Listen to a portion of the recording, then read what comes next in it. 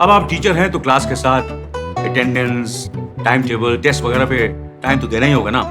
जरूरी नहीं है, क्योंकि टीचमेंट बनाता है आपकी क्लास को असली डिजिटल और ऑटोमेट कर देता है ये सारे काम। इसलिए तो कहते हैं कि टीचमेंट पे टीचिंग आसान है। आज ही डाउनलोड करें टीचमेंट।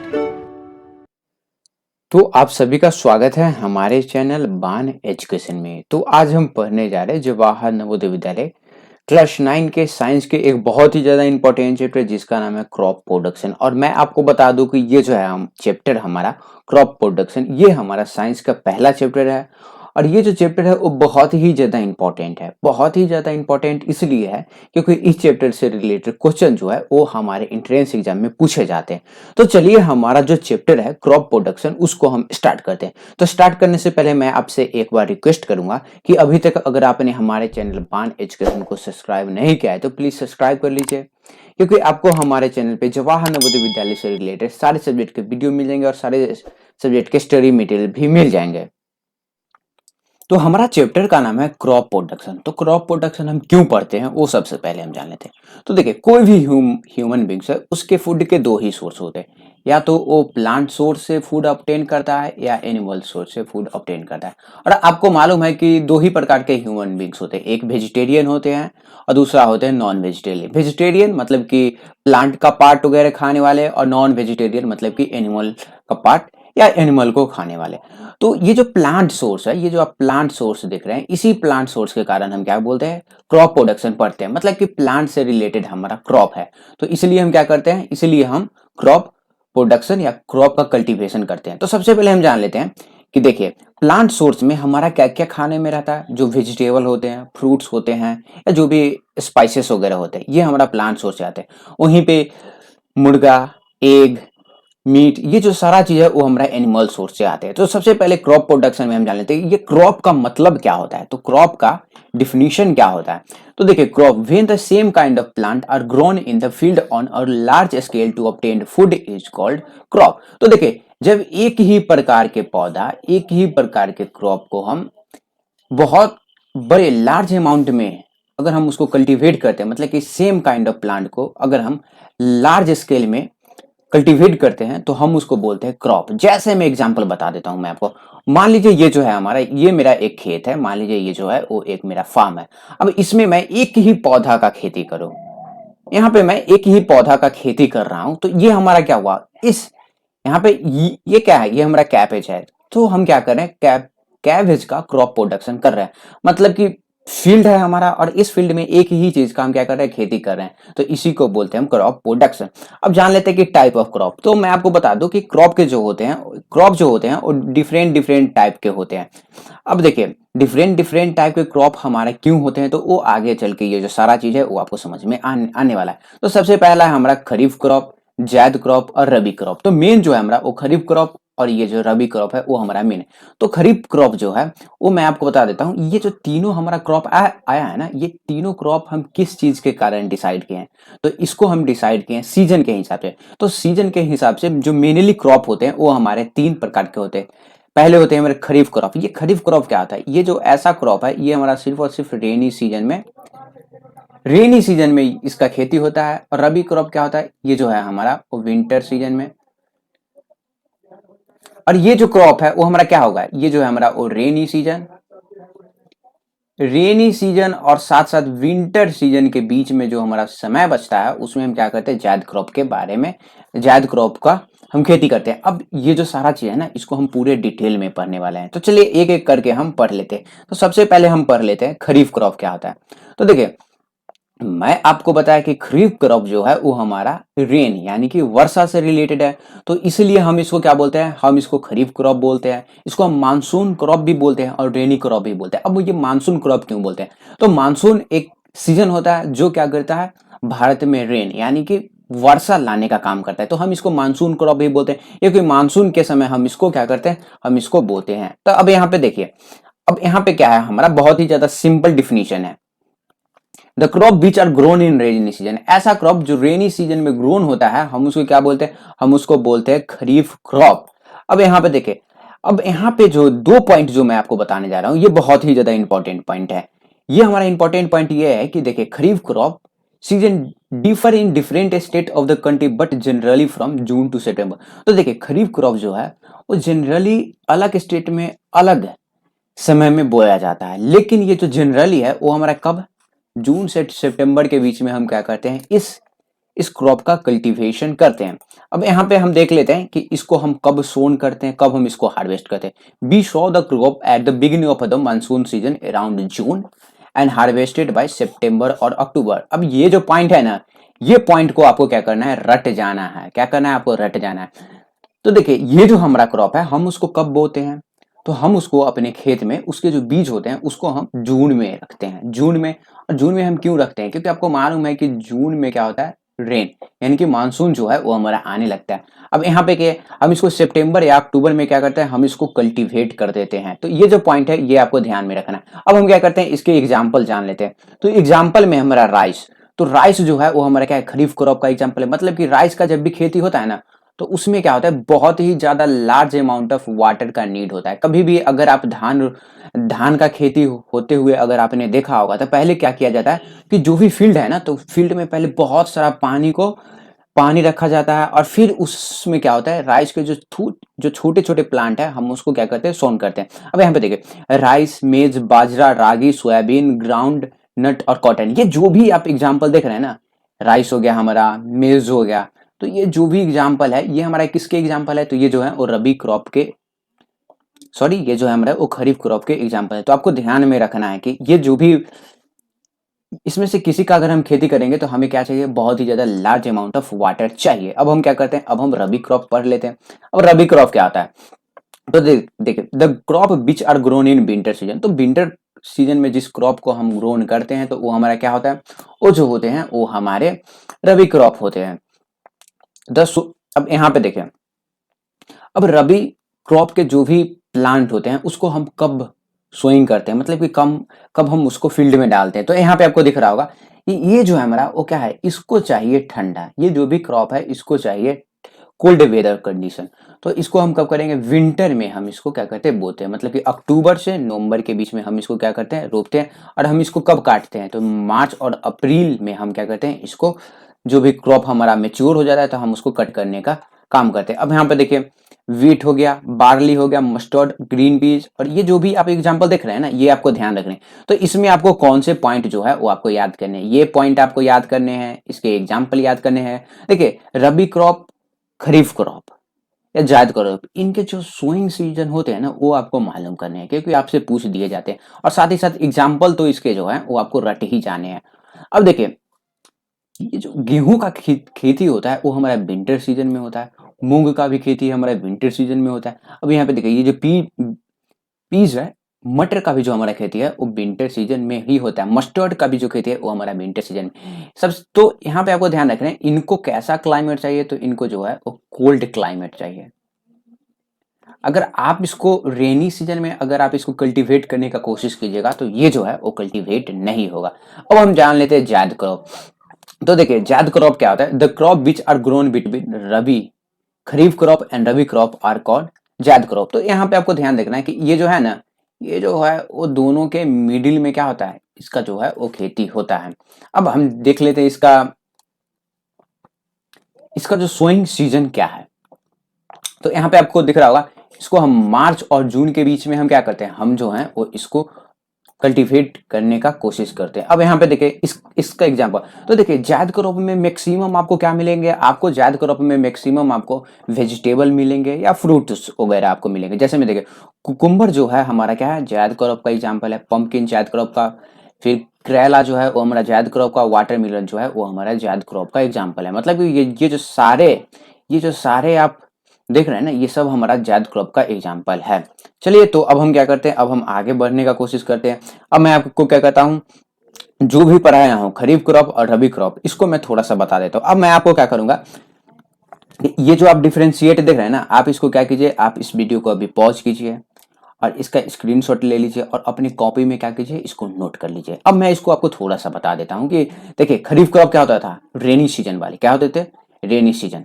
और यहाँ पे ये जो रबी क्रॉप है वो हमारा क्या है, विंटर सीजन वाले। तो देखिए ये जो खरीफ क्रॉप है हम इसको मई जून वगैरह में क्या करते हैं, हम इसको सोन करते हैं, इसके सीड को डालते हैं। अब यहाँ पे देखिए इसको हम क्या करते हैं, नवंबर में इसके जो भी सीड है हम उसको ग्राउंड में डालते हैं। अब यहाँ पे देखिए, अब यहाँ पे ये जो हमारा खरीफ क्रॉप है इसको क्या चाहिए, इसको बहुत ही ज्यादा लार्ज अमाउंट ऑफ रेनफॉल चाहिए। अब आगे क्या है, ये जो हमारा सीजन है रबी क्रॉप, इसको क्या चाहिए, इसको विंटर चाहिए। इसके आपको क्या है, इसके डिफिनीशन में भी मैं आपको बता दिया था। अब यहाँ पे आपको एक और ध्यान देना है, ये जो खरीफ क्रॉप होते हैं ना, इसको क्या चाहिए, इसको चाहिए hot weather and large amount of water. अब इसको क्या चाहिए, हॉट वेदर, और वहीं पे इसको क्या चाहिए, इसको वार्म क्लाइमेट चाहिए, ठंडा ठंडा इसको क्लाइमेट चाहिए। अब देखिए कॉटन हो गया, ग्राउंड नट, मेज एंड राइस, ये जो है हमारा वो खरीफ क्रॉप के एग्जाम्पल है। Barley, gram, peas and beet, ये हमारे किसके एग्जाम्पल है, तो रबी क्रॉप के एग्जाम्पल है। तो आपको ध्यान में देना है कि ये जो हमारा खरीफ क्रॉप है इसको क्या चाहिए, एक एक पॉइंट जो आप लोगों को शायद आप लोगों को ध्यान में रखना ये है कि ये जो है ना इसको हॉट वेदर चाहिए, हॉट वेदर, और इसको क्या चाहिए, विंटर। और साथ ही साथ मैं आपको बता दूं कि इसको बहुत ही ज्यादा लार्ज अमाउंट ऑफ वाटर चाहिए। तो ये जो चीज है ये आपके चैप्टर का बहुत ही ज्यादा इंपॉर्टेंट चीज है, आपको ध्यान में रखनी है। अब हम जान लेते हैं कि अगर किसी भी चीज का हम खेती करते हैं तो हमें कौन कौन से प्रोसेस से गुजरना पड़ता है। तो देखिए अगर हम किसी चीज का खेती कर रहे हैं तो हमें क्या चाहिए, उस सबसे पहले हमें क्या चाहिए, एक खेत चाहिए, और खेत चाहिए उसके साथ साथ ना हमें सबसे पहले क्या करना पड़ेगा, मिट्टी को तैयार करना पड़ेगा। क्या करना पड़ेगा, मिट्टी को तैयार करना पड़ेगा। फिर हमको क्या क्या चाहिए, जिस चीज का हम खेती करने जा रहे हैं उसका सीड्स चाहिए, तो उस सीड्स को हम क्या करेंगे, ग्राउंड में उसको हम डालने का काम करेंगे। अब ये जो हम सीड डाले हैं ये क्या होगा, ये धीरे धीरे जो है वो हमारा डेवलप होने लगेगा। ये धीरे धीरे डेवलप होने लगेगा तो हम इसको क्या करेंगे, थोड़ा सा इसको मैन्योर प्लस हम इसको फर्टिलाइजर देंगे, क्यों, क्योंकि ये जो है वो फास्ट ग्रोथ करे। आगे है हम इसको क्या करेंगे, अब जो है ये जो हमारा प्लांट ग्रोथ हुआ है इसको हम क्या चाहिए, हमको इसको वाटर भी देना पड़ेगा, साथ ही साथ रिमूवल ऑफ बीड्स। तो जो भी प्लांट होते हैं ना, तो जिस चीज का हम खेती कर रहे हैं उस चीज के अलावा भी क्या होता है, कुछ जंगली पौधे भी जो होते हैं वो इसके साथ चले आते हैं। तो हमें क्या करना पड़ता है, ये जो जंगली पौधा आप देख रहे हैं, ये जो जंगली पौधा आप देख रहे हैं इसको हमें क्या करना पड़ता है, हमको इसको हटाना पड़ता है। ये जो वीड है, वीड मतलब होता है जंगली पौधा, तो हम क्या करना पड़ता है, इसको हटाना पड़ता है। फिर हम हार्वेस्ट करते हैं, फिर जो है वो हम स्टोरेज करते हैं। अब ये जो भी चीज मैं आपको पढ़ाया हूं ना, इसको मैं आपको पूरे डिटेल में अब मैं आगे आपको चल के बता देता हूँ। तो सबसे पहला हमारा प्रिपरेशन ऑफ सॉइल। तो प्रिपरेशन ऑफ सॉइल में क्या होता है हमारा, वो देख लेते हैं। तो देखिए the process of loosening and turning the soil is called ploughing. तो देखिए प्रिपरेशन ऑफ सॉइल में क्या करते हैं, हम खेत को जोतने का काम करते हैं, यानी कि प्लाउज करने का काम करते हैं। अब ये प्लाउज करने में क्या होता है कि हम क्या करते हैं, ट्रैक्टर का यूज करते हैं, और ये जो है वो सॉइल को क्या करता है, लूज कर देता है, और सॉइल को ना जो भी पार्टिकल है उसको ऊपर नीचे कर देते हैं। अब आगे देखिए ये जो हमारा प्रिपरेशन ऑफ सॉइल है हम इसको क्यों करते हैं वो मैं आपको बता देता हूँ थोड़ा सा यहाँ पे देखिए। तो देखिए जब सॉइल लूज होगा तो क्या होगा, वहां पे लूज होगा तो एयर जो है वो सॉइल के पार्टिकल के अंदर से आराम से जा सकते हैं, और जिसके कारण क्या होगा कि जिस चीज का हम खेती करेंगे, जिस चीज का भी हम खेती करेंगे तो उसके जो रूट है वो बहुत ही अच्छी तरह से नीचे जा सकते हैं, पेंट्रेट कर सकते हैं। अब आगे क्या है, जब सॉइल को हम लूज कर दिए तो उसके बीच का स्पेस इंक्रीज होगा, स्पेस इंक्रीज के कारण क्या होगा, उस स्पेस में एयर चले जाएंगे, और ये जो लूज सॉइल होते हैं वो क्या करेंगे, जो भी प्लांट होते हैं उसको सांस लेने में क्या करना पड़ेगा, बहुत ही ज्यादा आसान होगा, क्योंकि स्पेस ज्यादा है तो उसमें एयर भी ज्यादा होगा। अब यहाँ पे देखिए, जो लूज सॉइल होते हैं वो वार्म और माइक्रोब, जो प्लांट के लिए अच्छे वार्म और माइक्रोब होते हैं उसके लिए उसका भी क्या होता है, वहां पे ग्रोथ होने लगता है। अब यहाँ पे देखिए प्लाउजिंग ऑल्सो अपरूट द वीड, जो भी अनवांटेड प्लांट होते हैं वो प्लाउजिंग में क्या होता है, प्लाउज जब हम खेत को जोतने का काम करते हैं तो वो क्या होते हैं, अपरूट हो जाते हैं, मतलब कि वो हट जाते हैं। अब यहाँ पे देखिए एग्रीकल्चर इम्प्लीमेंट, तो देखिए प्लाउजिंग में हम जो प्रिपरेशन ऑफ सॉइल हो रहा है उसमें हम कौन कौन से मशीन या इम्प्लीमेंट यूज करते हैं। तो सबसे पहले हम प्लाउज यूज करते हैं, यहाँ पे आप देख सकते हैं कि ये क्या हो रहा है, ये प्लाउज हो रहा है। कल्टीवेटर यूज करते हैं, ट्रैक्टर वगैरह में आपने लगा हुआ देखा होगा, फो यूज करते हैं, ये भी हमारा ट्रैक्टर में लगा हुआ रहता है। अब हम क्या करते हैं, आगे चलते हैं। तो आगे जो है हमारा सोइंग, तो सोइंग मतलब होता है बुआई, मतलब कि अब लैंड जो है वो हमारा तैयार हो चुका है। तो अब हम क्या करेंगे, उसमें क्या करेंगे, सीड को पुट करेंगे। The process of scattering seed और putting seed into the ground for growing the crop is called sowing. तो देखिए, जमीन के अंदर सीड्स डालने के प्रोसेस को हम सोइंग बोलते हैं। अब यहाँ पे देखिए मेथड ऑफ सोइंग में जान लेते हैं। तो सोइंग जो है ना वो हम 2 मेथड से करते हैं। अब कौन कौन से मेथड को से करते हैं, तो देखिए पहला जो सोइंग का मेथड है वो हमारा बाय हैंड करते हैं। मतलब कि जो भी सीड्स है हम उसको क्या करते हैं, मैन्युअली अपने हाथ से खेत में छींट देते हैं। अब आगे हमारा flowing sowing with seed drill. तो सीड ड्रिल क्या है वो मैं आपको बता देता हूँ। तो सीड ड्रिल जो है वो एक मशीन है, तो इस मशीन का भी हम यूज करते हैं। अब यहाँ पे देखिए सोइंग बाय हैंड, हैंड का यूज करते हैं। सोइंग बाय फनेल, तो फनेल क्या होता है, तो एक इस टाइप का स्ट्रक्चर रहता है हमारा, इस टाइप का स्ट्रक्चर रहता है, इसमें हम सीड डालते हैं। तो ये जो सीड है वो नीचे क्या करते हैं, खेत वगैरह में चले जाते हैं। तो हम क्या करते हैं, फनेल का यूज करते हैं। आगे हमारा सीड ड्रिल। तो सीड ड्रिल जो होता है वो परफेक्ट वे है सोइंग करने का। सीड ड्रिल परफेक्ट वे क्यों है, क्योंकि इसमें क्या होता है कि हम क्या करते हैं, सीड को डालते हैं और सीड जो है ना वो प्रॉपर डिस्टेंस और प्रॉपर डेप्थ में जाके ये जो सीड्स है वो हमारे चले जाते हैं। तो सीड ड्रिल जो है वो मैं आपको बता दूं ये जो है बेस्ट मेथड है, बेस्ट मेथड। अब चलिए अब हम आगे चलते हैं। अब मेन्योर एंड फर्टिलाइजर। तो देखिए जो भी प्लांट होते हैं ना तो उनको क्या चाहिए, थोड़ा सा एक्स्ट्रा अमाउंट ऑफ न्यूट्रिएंट चाहिए। क्यों चाहिए वो मैं आपको बता देता हूँ। तो यहाँ पे देखिए the repeated growing of crop in the field remove a lot of precious minerals, element, organic matter and other minerals from soil. तो देखिए अब जिस खेत में हम खेती करना चाह रहे हैं, अब जरूरी नहीं है कि हम फर्स्ट टाइम उसमें खेती कर रहे हैं, क्या पता हम उससे पहले उस खेत में सैकड़ों बार खेती किए होंगे। तो फील्ड तो हमारा एक ही है ना, लेकिन हम खेती क्या कितने बार कर रहे हैं, बहुत बार हम खेती कर रहे हैं। तो ये जो फील्ड है हमारा, तो इस फील्ड का जो भी न्यूट्रिएंट होगा वो क्या किया होगा, जो पहले वाले पौधे होंगे इस फील्ड के न्यूट्रिएंट को क्या किए होंगे, वो एब्जॉर्ब कर लिए होंगे। तो इसी एब्जॉर्ब किए हुए फील्ड में जो भी न्यूट्रिएंट बचा है वो बहुत ही कम हो जाएंगे। तो उसके लिए हम क्या करते हैं, थोड़ा सा मेन्योर और फर्टिलाइजर ऐड करते हैं। अब मैं आपको बता दूं कि मेन्योर अलग चीज होते हैं, फर्टिलाइजर अलग चीज होते हैं। तो दोनों चीज जो है वो मैं आपको बता देता हूं। तो देखिए मैं आपको सबसे पहले आपको जानना पड़ेगा कि हम क्यों ऐड करते हैं। तो प्लांट का अच्छा ग्रोथ हो, जो भी हमारा न्यूट्रिएंट सॉइल में था वो खत्म हो चुका है, क्योंकि हम बहुत बार उसमें खेती कर चुके हैं, इसके लिए हम क्या कहते हैं, मेन्योर और फर्टिलाइजर यूज करते हैं। अब मेन्योर फर्टिलाइजर के बारे में आपको जानना चाहिए। तो मेन्योर जो होता है वो एक नेचुरल सब्सटेंस होते हैं, और ये जो होते हैं वो कैसे ऑब्टेन किए जाते हैं, तो obtain by the decomposition of animal waste like cow dung, human waste and plant residue. तो मेन्योर जो होते हैं वो एक नेचुरल सब्सटेंस होते हैं, नेचुरल न्यूट्रिएंट प्रोवाइड करते हैं। अब ये जो मेन्योर है वो कैसे बनते हैं, तो जो भी हमारा एनिमल बेस्ड होते हैं, प्लांट बेस्ड होते हैं, या जो भी किचन का जो भी वेस्ट मटेरियल होता है हम उसको क्या करते हैं, हम उसको डिकम्पोज करते हैं। डिकम्पोज मतलब कि हम उसको सड़ने के लिए छोड़ देते हैं, और फिर हम उसको अगर हम उसको अपने खेत में अगर हम उसको क्या करते हैं, अगर डालते हैं तो वो जो है वो प्लांट को क्या करता है, बहुत ही अच्छे अच्छे अमाउंट में उसको न्यूट्रिएंट प्रोवाइड करता है। खासकर मैं आपको बता दूं कि ये जो है वो प्लांट को ह्यूमस प्रोवाइड करता है। क्या करता है, ह्यूमस प्रोवाइड करता है। अब यहाँ पे देखिए केमिकल फर्टिलाइजर। तो ये जो है तो होते हैं वो केमिकल फर्टिलाइजर। केमिकल क्या है, ये जो है वो केमिकल सब्सटेंस होते हैं। अब केमिकल सब्सटेंस जो होते हैं ना वो प्लांट को जो भी न्यूट्रिएंट चाहिए ना वो बहुत ही ज्यादा लार्ज अमाउंट में प्रोवाइड करते हैं, जैसे में नाइट्रोजन, फास्फोरस और पोटासियम। ये जो भी प्लांट के लिए जो सबसे अच्छे नेचुरल, जो सबसे अच्छे न्यूट्रिएंट है वो केमिकल फर्टिलाइजर क्या करता है, उसको प्रोवाइड करने का काम करता है।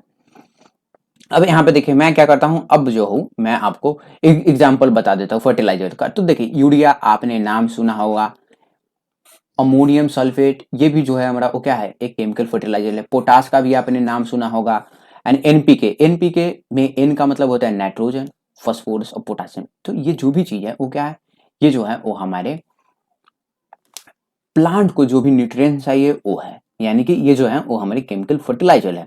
अब मैं आपको बता दूं कि आपको मार्केट में दोनों चीज मिल जाएंगे।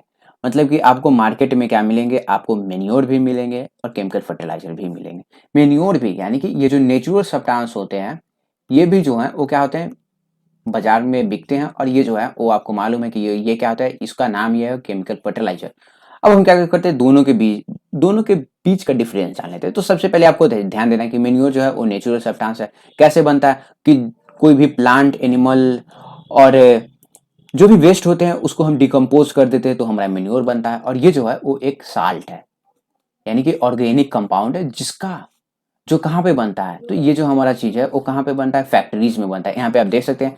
और ये जो मेन्योर है हम उसको फील्ड में प्रिपेयर करते हैं। अब यहाँ पे देखिए मेन्योर जो होते हैं ना, वो प्लांट को जो भी न्यूट्रिएंट्स चाहिए वो बहुत ही ज्यादा लार्ज अमाउंट में नहीं देते हैं। जैसे में नाइट्रोजन ये ज्यादा प्रोवाइड नहीं किए करते हैं, फॉस्फोरस और पोटासियम। लेकिन वहीं पे ये जो फर्टिलाइजर होते हैं वो प्लांट के जो भी न्यूट्रिएंट्स होते हैं वो बहुत ही अच्छे अमाउंट में उसको प्रोवाइड करते हैं। अब यहाँ पे देखिए मेन्योर जो होता है वो हमारा क्या होता है, प्लांट को ह्यूमस प्रोवाइड करता है। लेकिन ये जो फर्टिलाइजर होते हैं वो प्लांट को ह्यूमस प्रोवाइड नहीं करता है। अब यहाँ पे देखें मेन्योर जो है हमारा वो वाटर सोल्यूबल नहीं होता है, इसलिए जो है वो सॉइल के बहुत ही अंदर तक नहीं जा पाता है। लेकिन केमिकल फर्टिलाइजर क्या होता है, सोल्यूबल इन वाटर, तो हम इसको क्या कहते हैं, पानी के साथ इसको मिलाते हैं और जस्ट हम इसको क्या करते हैं, इसको सॉइल के अंदर अगर हम सॉइल पे अगर छींट भी देते हैं तो ये जो है वो बहुत ही ज्यादा आसानी से चले जाता है।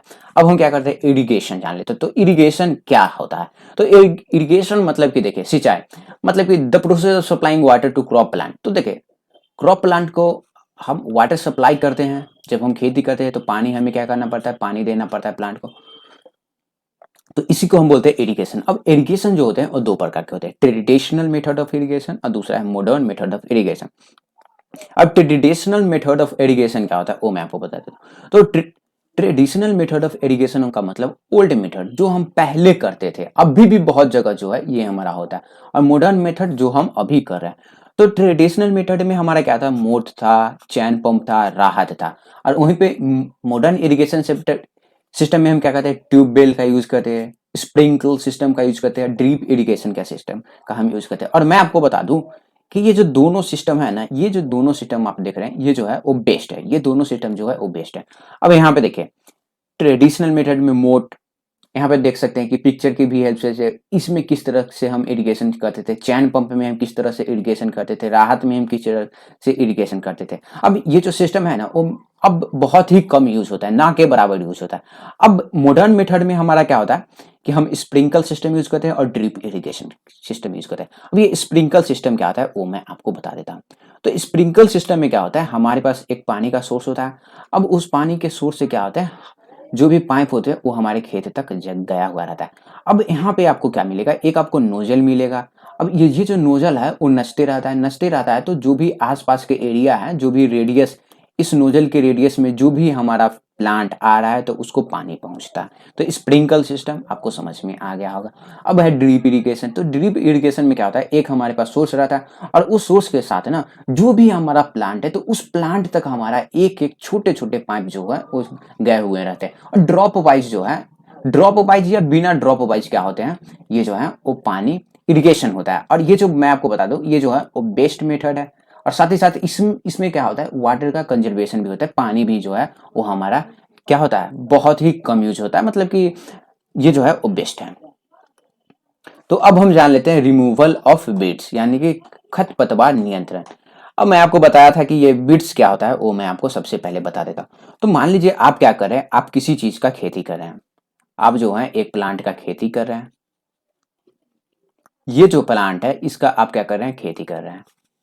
अब जरूरी नहीं है कि इसके सिर्फ इसी प्लांट का, सिर्फ आपके फील्ड में सिर्फ यही प्लांट हो। इस प्लांट के साथ क्या होगा, कुछ और भी प्लांट जो है वो इसके साथ जर्मिनेट होने लगते हैं। आपको मालूम है, सिंपल सा एग्जांपल मैं आपको बता देता हूँ। आपके क्लास में क्या होंगे, कुछ अच्छे बच्चे होंगे और कुछ जो है वो खराब बच्चे होंगे। तो यहाँ पे ये जो वीड होता है, ये जो वीड आप देख रहे हैं ना, ये वीड, ये जो होते हैं वो एक वाइल्ड प्लांट होता है। क्या होता है, वाइल्ड प्लांट। इसका हमें जरूरत नहीं होता है, लेकिन फिर भी जो है ये हमारे जो भी प्लांट है उसके साथ ये भी जो है वो ग्रो होने लगते हैं। तो हमें क्या करना पड़ता है, इसको हटाना पड़ता है। इसको क्यों हटाना पड़ता है, तो देखिए ये वीड भी जो है वो हमारा क्या है, वीड भी जो है वो हमारा एक प्लांट है। तो ये भी क्या करेगा, न्यूट्रिएंट ऑब्जर्व करेगा सॉइल का। तो जब ये भी सॉइल का न्यूट्रिएंट ऑब्जर्व कर रहा है, ये भी कर रहा है, तो ये जो दोनों प्लांट को जितना न्यूट्रिएंट मिलना चाहिए वो नहीं मिल पाएगा। तो इसीलिए हम क्या करते हैं, इसको जो है लात मार के हम क्या करते हैं, इसको भगाने का काम करते हैं। 2 सेकंड मैं क्या करता हूं, इसको जो है वो इरेज कर लेता हूं।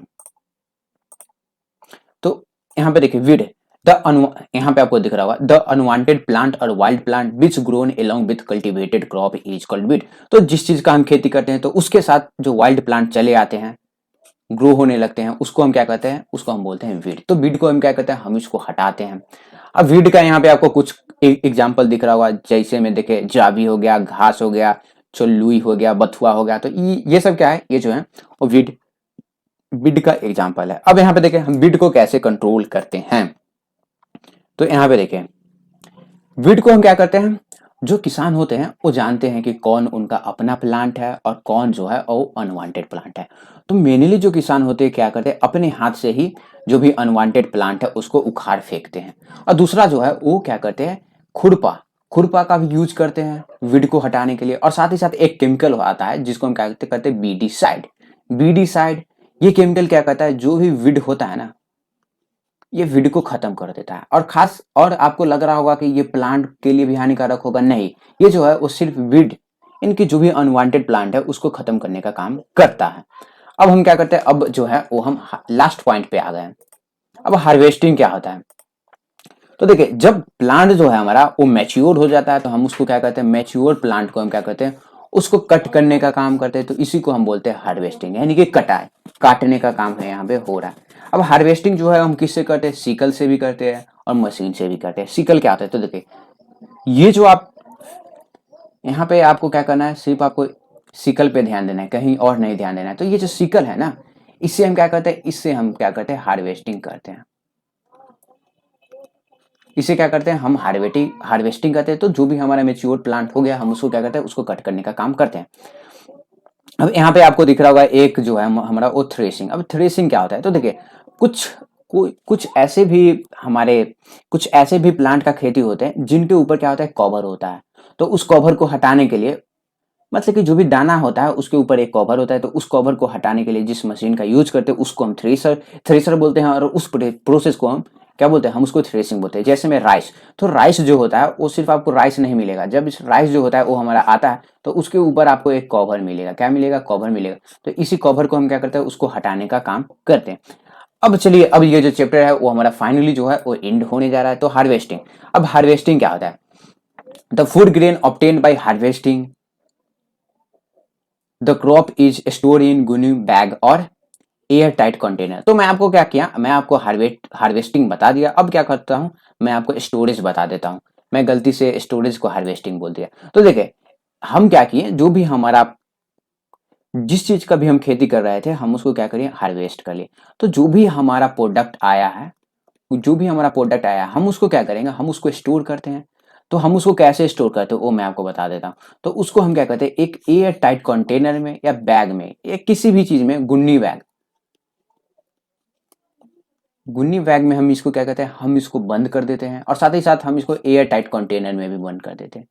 एयर टाइट कंटेनर में क्यों, क्योंकि इसमें अगर मॉइस्चर लगेगा तो क्या होगा, यहाँ पे जो है वो माइक्रो ऑर्गेनिज्म जो है वो ग्रो होने लगेंगे। और जो भी हमारा क्रॉप आया है, जो भी ग्रेन हम ऑब्टेन किए हैं वो क्या होंगे, बर्बाद हो जाएंगे। तो यहाँ पे ये जो चैप्टर है ना वो हमारा कंप्लीट हो चुका है। देखिए मैं बहुत ही ज्यादा डिटेल में आप लोगों को समझाने का कोशिश किया हूँ, बहुत ही ज्यादा डिटेल में। तो मैं आपको बता दूं कि यहाँ पे हमारा चैप्टर क्रॉप प्रोडक्शन जो है वो कंप्लीट हो चुका है।